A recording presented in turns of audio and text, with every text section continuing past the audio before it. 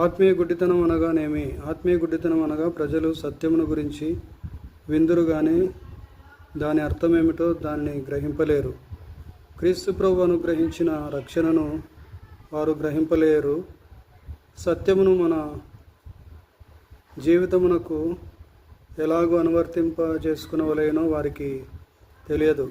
సత్యమును గూర్చి ఒప్పుకొనుటకు వారికి ఇష్టము ఉండదు. ఎందుకనగా వారు చూడకుండా బోధించే విషయములను గ్రహించలేరు.